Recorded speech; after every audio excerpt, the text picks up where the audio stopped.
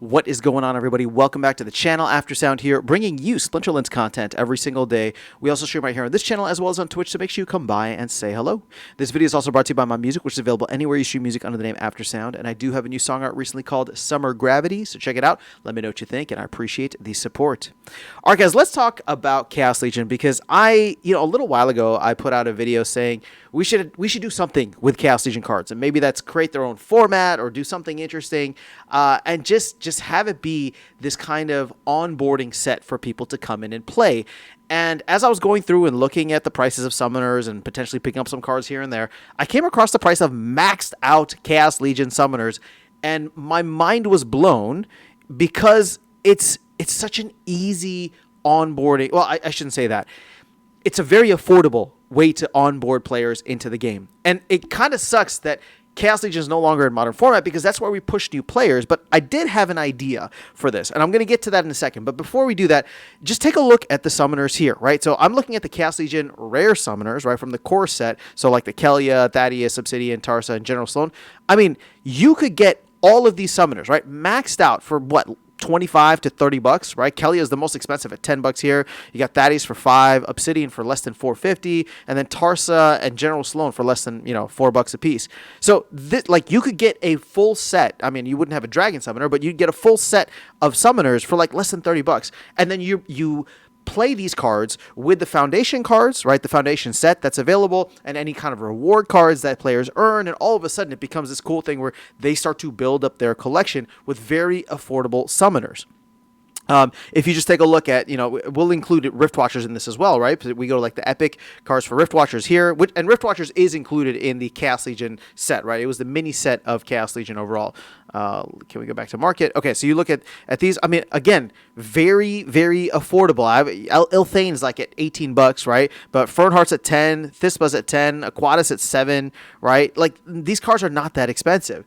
And then if you go all the way to the legendary ones, right? No, I might have a battle coming up here soon, so let's go ahead and close that. But once again, I mean, these cards are in the, look, Grandmaster Wraith is 650, Astral Entity is 880. Like, you have 3 cards here. Well, you can get your Quixote Devious for under 10 bucks, right? So 4 of the legendary cards you can get for under 10 bucks. The rest of them you can get for under 15. So the way that I'm viewing this and the way that I'm thinking about it is we need to have an opportunity for players to come in, new players to come in and participate, right? And use these cards. Now, obviously, building out a whole new infrastructure and all that. And somebody even asked it on the town hall today, like, oh, could we do something like that? And, Matt was intrigued by the idea, but, ideas are thrown out all the time in the sense of like, oh, that's a cool idea, thrown out by the community to the team. And it's like, yeah, that's a cool idea. Should we divert resources? Maybe, maybe not. Is this going to be something that's good for new players or returning players, whatever the case is? We already have survival mode, but I want to make this, the case that I'm making is for new players coming in. And so my thought process here, and I'd be curious to get your thoughts on this, right?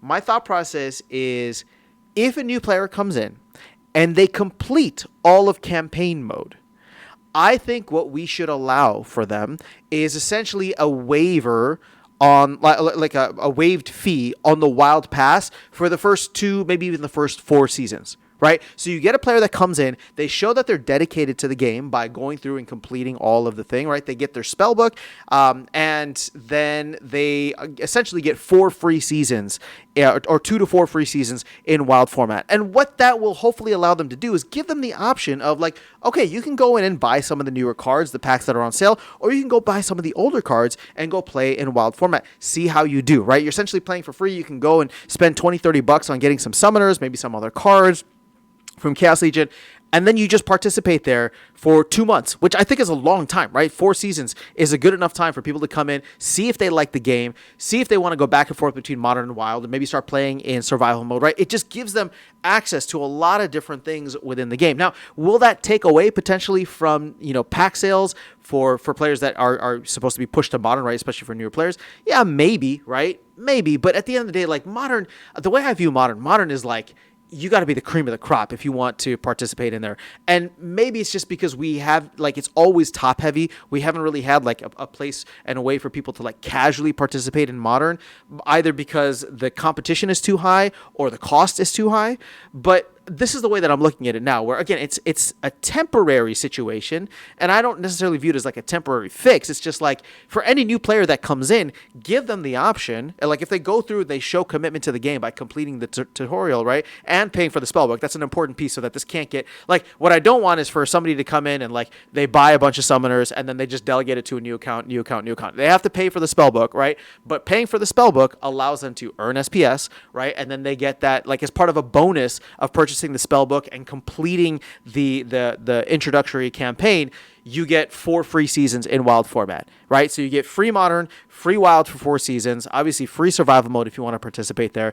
And I know that kind of goes against what the team was trying to do of like ushering people into modern format just to keep things simple, and I get that, but the cost of jumping in with legitimate summoners, right? I mean, I still use a lot of these summoners, all the Chaos Legion ones, and I'm still relatively competitive. I know my win rate hasn't been quite at 50%, but I'm still having fun. I'm still able to participate. I still get wins against a lot of the new cards, right? It's just about how you craft your team, and I'm able to pair these summoners, right, these older summoners, with a lot of the newer cards that have newer abilities and, just find different and cool synergies.